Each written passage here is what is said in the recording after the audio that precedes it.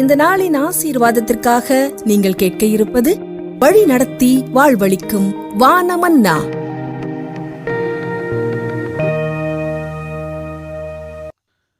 கர்த்தருடைய பரிசுத்த நாமத்திற்கு மகிமை உண்டாவதாக. இந்த அற்புதமான காலை வேளையிலும் வானமன்னா நிகழ்ச்சி மூலம் உங்களை சந்திப்பதில் நான் மிகவும் மகிழ்ச்சி அடைகிறேன். ஆண்டவருடைய நிறைவான ஆசீர்வாதம் உங்களுக்கு தாராளமாய் ஏராளமாய் கிடைப்பதாக என்று சொல்லி உங்களை நான் வாழ்த்துகின்றேன். ஒருவேளை உங்களிடம் 2 சக்கர வாகனம் இருக்குமானால், இந்த 2 சக்கர வாகனத்தை ஓட்ட அறிந்தவர்களாக இருப்பீர்களானால் நீங்கள் அதை எப்படி ஓட்டுகிறீர்கள்? ஒருவேளை சாலை ஓரத்தில் நின்று நீங்கள் கவனித்து கொண்டு இருப்பீர்களானால், இவ்விதமாய் 2 சக்கர வாகனத்தை ஓட்டுகிற பலரை பார்க்கலாம். குறிப்பாக இந்த 2 சக்கர வாகனத்தை ஓட்டுகிற பெண்களை நீங்கள் கவனித்து பாருங்கள். அதனுடைய 2 கண்ணாடிகள் இருக்கும். 2 கண்ணாடிகளுடைய பயன் என்னவென்றே அவர்களுக்கு தெரிவதில்லை.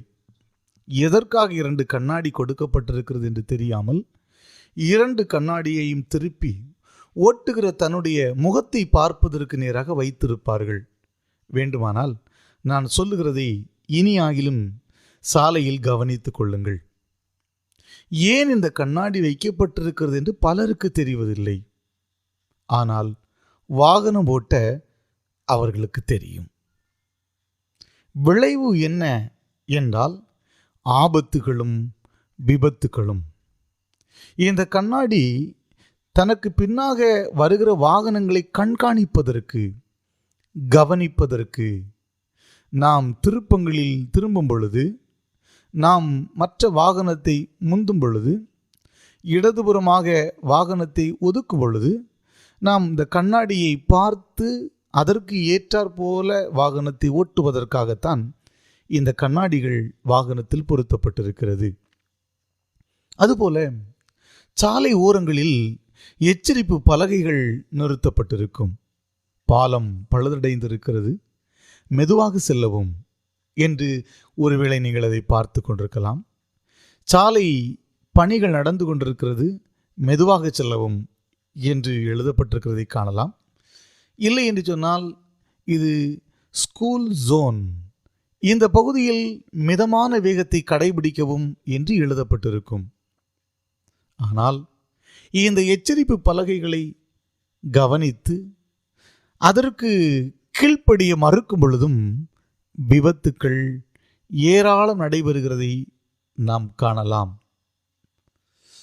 வாகனம் ஓட்ட தெரியும், ஆனால் இந்த சாலை ஓரங்களில் இருக்கிற அறிவிப்பு பலகைகளை, எச்சரிப்பு பலகைகளை மதிக்க தவறும் பொழுது விபத்துக்கள் நடைபெறுகிறது.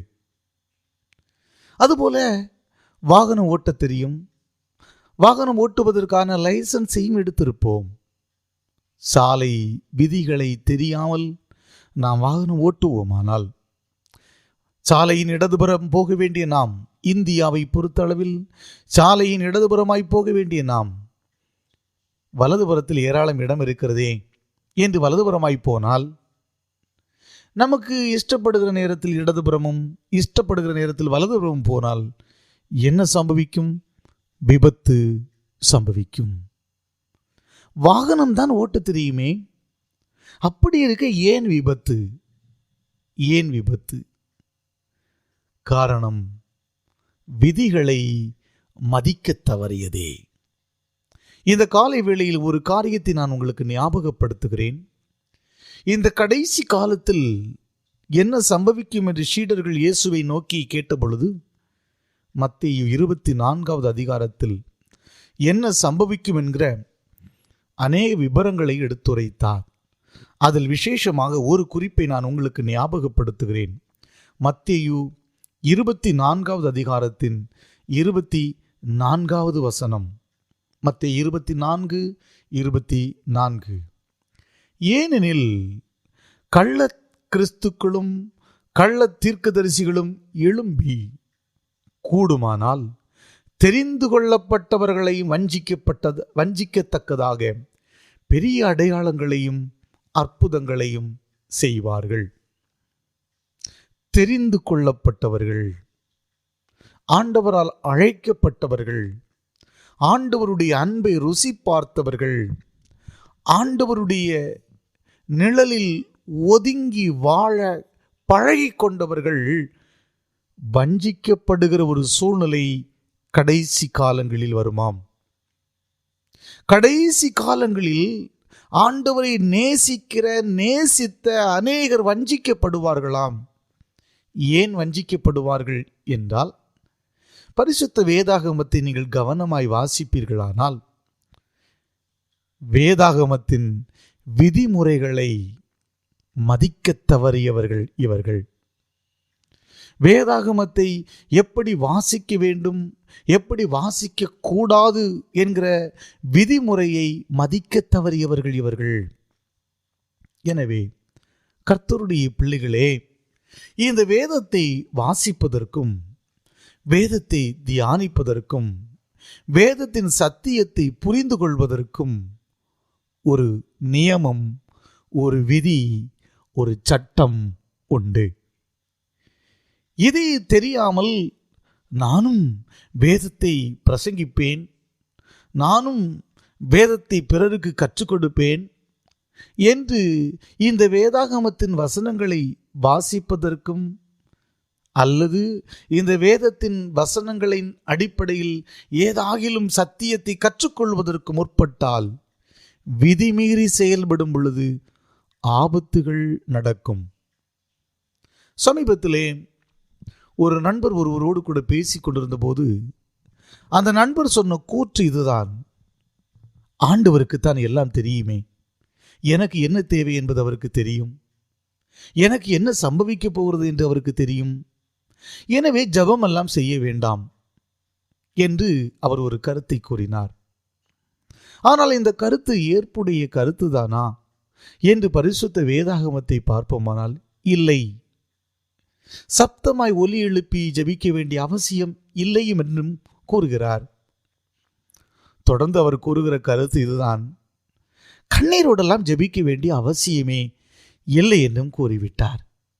நாம் அவருடைய பிள்ளைகள், ஏன் கண்ணீர் வடிக்க வேண்டும்? நானும் அந்த நண்பரை பார்த்து சொன்னேன், நண்பரே, உங்கள் மனதில் தோன்றுகிறதையெல்லாம் சத்தியம் என்று நீங்கள் எடுத்துக்கொள்ளக்கூடாது. சத்தியம் என்றால் பரிசுத்த வேதாகமத்தில் இருக்கிறது. இயேசுவை நீங்கள் பார்ப்பீர்களானால் ஜெபித்தார், இயேசுவை நீங்கள் பார்ப்பீர்களானால் உபவாசித்தார். இயேசுவை பின்பற்றின சீடர்கள் பவுல் போன்றவர்களை பார்த்தீர்களானால் ஜெபித்தார்கள், உபவாசித்தார்கள். அது மாத்திரமல்ல, இயேசு மாம்சத்தில் இருந்த நாட்களில் கண்ணீரோடும் பலத்த சத்தத்தோடும் கூட வேண்டுதல் செய்தார் என்று எழுதப்பட்டிருக்கிறது. எனவே நீங்கள் சொல்லுகிற கூற்று சரியானது அல்ல என்று நான் அவருக்கு மறுப்பு தெரிவிக்க முடிந்தது. எனக்கு அன்பான ஆண்டவருடைய பிள்ளையே, ஜெபித்த அநேகர், கண்ணீரோடு கதறின அநேகர் இந்த தந்திரமான கட்டுக்கதைகளுக்கும் கள்ள உபதேசங்களுக்கும் சாய்ந்து போனார்கள். ஏன் தெரியுமா? இந்த வேதாகமத்தை வாசிக்க வேண்டிய முறையில் அந்த விதிமுறையை அவர்கள் மதிக்க தவறியபடியினால். இந்த காலை வேளையிலும் இந்த கடைசி காலத்தில் வாழ்கிற நாம் மிகவும் கவனமாய் இராத பட்சத்தில் இந்த வேதவசனத்தின் எழுத்துக்களையே அவர்கள் திரித்து நம்மோடு கூட பகிர்ந்து கொண்டு சத்தியத்திலிருந்து விலகுவதற்கு ஏதுவாய் நம்மை நடத்தி விடுவார்கள். எனவே இன்றைக்கு நம்மை ஆண்டவருக்கு அர்ப்பணம் செய்ய போகிறோம். ஆண்டவரே, என்னை தாழ்த்தும் கரங்களில் தருகிறேன். நான் வழி விலகிவிடவே கூடாது, நான் வஞ்சிக்கப்பட்டு விடவே கூடாது. தெரிந்து கொள்ளப்பட்டவர்களை வஞ்சிப்பதற்காக கள்ள தீர்க்கதரிசிகள் அலைந்து கொண்டிருக்கிறார்கள், கள்ள போதகர்கள் அலைந்து கொண்டிருக்கிறார்கள். நானும் என் குடும்பமும், நானும் என் சிநேகிதர்களும், நானும் எனக்கு அருமையானவர்களும், என் தேசத்தின் குடிகள் அனைவரும் வஞ்சிக்கப்படவே கூடாது சுவாமி என்று ஜெபிக்க நாம் மறந்துவிடக்கூடாது. இன்றைக்கு நாம் அவ்விதமாய் ஜெபிப்போமா? ஜெபிக்கலாம். ஜெபம் செய்வோம். எங்கள் பரலோகத்தின் ஆண்டவரே, இந்த அற்புதமான காலை வேளைக்காக உம்மை ஸ்தோத்தரிக்கிறோம் கர்த்தாவே, உம்மை ஸ்தோத்தரிக்கிறோம். நீர் இரக்கத்தில் ஐஸ்வர்யம் உள்ளவர். நீர் அற்புதமான ஒரு தேவனே, தெரிந்து கொள்ளப்பட்டவர்களை வஞ்சிப்பதற்கு வஞ்சக ஆவிகள் அலைந்து கொண்டிருக்கிறது. வேதத்தின் வசனங்களையும் பக்கங்களையும் புரட்டி புரட்டி பேசி மக்களை மயக்கி கொண்டிருக்கிறது. இந்த வேதத்தை ஆராய்வதற்குரிய விதிமுறைகள் தெரியாத எங்கள் ஜனங்கள், பேதையர்களாக எங்களுடைய ஜனங்கள் பலர் இந்த வஞ்சிக்கிற ஆவிகளின் வலையில் சிக்குண்டு கிடக்கிறார்கள் சுவாமி. இவர்களுக்காக நாங்கள் ஜெபிக்கிறோம். இவர்களுக்காக நீர் இரத்தம் சிந்தினீரே அப்பா. இவர்களுக்காக நீர் தியாகம் செய்தீரே அப்பா. இவர்களுக்காக நீர் எவ்வளவோ பாடுகள் பட்டீரே சுவாமி. ஆண்டவரே, நீர் நினைத்தருளும். ஒருவர் கூட கெட்டுப்போவது உமக்கு சித்தமில்லாத காரியமாய் இருக்கிறபடியினால் ஒருவர் கூட கெட்டு போகக்கூடாது ராஜா. ஒருவர் கூட கெட்டு போகக்கூடாது. பரம தகப்பனே, எங்களை தாழ்த்தி உடைய கரங்களில் தருகிறோம் சுவாமி, தருகிறோம் அப்பா. எங்களை இரத்த கோட்டைகளில் மறைத்து கொள்ள வேண்டும் என்று நாங்கள் மன்றாடுகிறோம் கர்த்தாவே. நீதியின் பாதையில் எங்களை நித்திய ஜீவனுக்கு நேராய் நீர் நடத்துவீராக. விசேஷமாக ஆண்டவரே, வேதத்தை கவனமாய் வாசிப்பதற்கும் தியானிப்பதற்கும் நாங்கள் அதை ஆராய்ந்து அறிந்து கொள்வதற்கும் எங்களுக்கு கிருபையை தாரும் கர்த்தாவே. எங்கள் குடும்ப உறுப்பினர்களுக்காக நாங்கள் ஜெபிக்கிறோம். எங்கள் குடும்ப உறுப்பினர்கள் ஒவ்வொருவரையும் பாதுகாப்பின் நிழலில் வைத்துக் கொள்ளும் சுவாமி. இந்த நோயின் தொற்று, வைரஸின் தொற்று அதிகரித்து கொண்டே இருக்கிறது. அச்ச உணர்வு தேசமெங்கும் பரவி பெருகிக் கொண்டே இருக்கிறது. ஒருவர் கூட கெட்டு போகக்கூடாதப்பா. ஒருவர் கூட ஆபத்தில் விழுந்து விடக்கூடாதப்பா. ஒருவர் கூட கண்ணீரின் பாதையில் சென்று விடவே கூடாதப்பா. ஆண்டவரே, தினம் தினம் மக்கள் மரித்து கொண்டிருக்கிறார்களே, தமக்கு அருமையானவர்களை இழந்த அந்த குடும்பங்களுக்கு ஆறுதலை கொடுப்பீராக, தேர்தலை கொடுப்பீராக. தேவனே, இந்த நோய் தொற்றினால் பாதிக்கப்பட்டிருக்கிற ஒவ்வொருவருக்கும் சுகத்தையும் பலத்தையும் கொடுப்பீராக. வாதை உன் கூடாரத்தை அணுகாது என்று சொன்ன அன்பின் ஆண்டவரே, இந்த வாதை எங்கள் கூடாரங்களை அணுகாதபடிக்கு, எங்கள் வீடுகளை அணுகாதபடிக்கு, எங்கள் பிள்ளைகளை தொடாதபடிக்கு, எங்கள் குடும்ப உறுப்பினர்களை தொடாதபடிக்கு என் ஆண்டவர் வேலி அடைத்து பாதுகாத்து கொள்ளும் என்று நாங்கள் மன்றாடுகிறோம் சுவாமி. இன்னுமாய் தங்கள் கடமைகளை செய்வதற்காக தங்கள் இல்லங்களிலிருந்து புறப்பட்டு போகிற ஒவ்வொரு பிள்ளைகளுக்கும் தொழில் செய்கிற இடங்களில் பாதுகாப்பை கொடுப்பீராக. பல்வேறு மனிதர்களை சந்திக்க வேண்டிய சூழ்நிலைகள் உண்டு. இந்த நோய் தொற்றுக்குள் ஆகாதபடிக்கு கர்த்தருடைய கரம் கூட இருப்பதாக. வியாபாரம் செய்கிறவர்கள் உண்டு. பல்வேறு வாடிக்கையாளர்களை சந்திப்பார்கள் சுவாமி. நோய் தொற்று அவர்களை தொடவே கூடாதப்பா. இன்னுமாய் மருத்துவ துறையில் பணி செய்கிற மருத்துவர்கள், தாதியர்கள், மருத்துவமனை ஊழியர்களுக்காக நாங்கள் ஜெபிக்கிறோம். தந்தையே, இவர்களுக்கும் விசேஷித்த பாதுகாப்பை கொடுப்பீராக. அனுதினமும் பலவிதமான நோய் கிருமிகளோடு கூட யுத்தம் செய்து கொண்டிருக்கிற இவர்களுக்கு என் ஆண்டவர் இரக்கம் செய்வீராக. என் ஆண்டவர் பாதுகாப்பு கவசமாய் இருப்பீராக சுவாமி. இன்னுமாய் தூய்மை பணியாளர்களுக்காக ஜெபிக்கிறோம். காவல்துறைகளுக்காக, அதிகாரிகளுக்காக ஜெபிக்கிறோம். வேறு பொது பணியை செய்து கொண்டிருக்கிறேன், பொதுமக்களுக்கு நன்மை செய்து கொண்டிருக்கிறேன் ஒவ்வொருவருக்காகவும் நாங்கள் ஜெபிக்கிறோம் கர்த்தா. ஒவ்வொருவரையும் என் ஆண்டவர் பாதுகாப்பீராக. இந்த நோயின் தீவிரத்தில் இருந்து இவர்களை நீர் தப்புவித்தருளும் என்று நாங்கள் மன்றாடுகிறோம் கர்த்தாவே, மன்றாடுகிறோம்.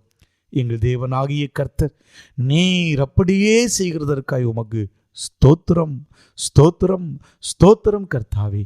இன்னுமாய் எங்கள் குடும்பங்களில் இருக்கிற சிறு பிள்ளைகளுக்காகவும் வயது முதிர்ந்த எங்கள் பெற்றோருக்காகவும் நாங்கள் ஜெபிக்கிறோம் கர்த்தாவே.